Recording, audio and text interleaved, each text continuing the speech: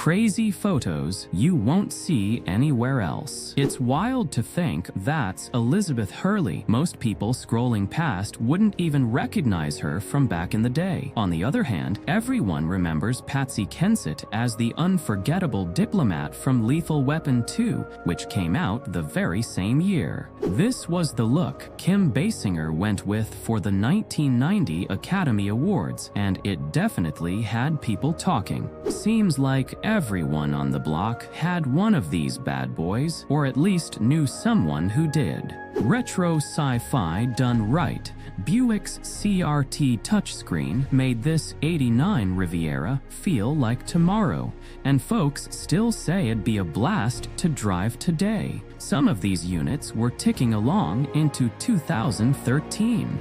This was from the real Run for the Border era, long before everything started coming out of a pre-made bag. You could get an armful of food for less than $5, and they still had the much-missed chili cheese burrito on the menu.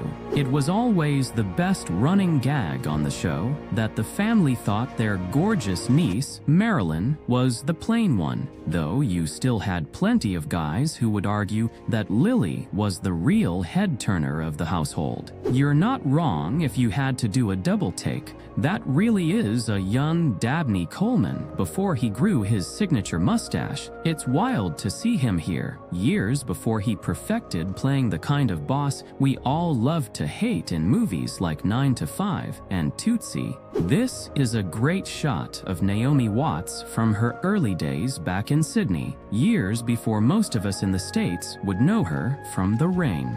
This picture hits close to home for so many of us. Just add some wood paneling on the walls, and it's basically Grandma's den. You can almost feel that itchy floral couch, but the real ones know to look in the corner for that original Star Wars soundtrack on vinyl. Looking at this classic photo, you finally get that old joke about why they named the festival Cannes. Here's Britain's bombshell, Diana Dorse, sharing a moment with Hollywood's legendary dancer, Ginger Rogers.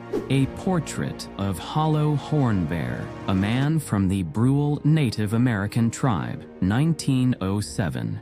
This looks like a scene straight out of those old Power Rangers shows. It's tough to look at this one. You can just feel the anguish in his mother's eyes. You have to remember, she would have grown up hearing stories from Civil War vets, so she knew all too well what he was heading into, and it leaves you wondering if he ever made it back home.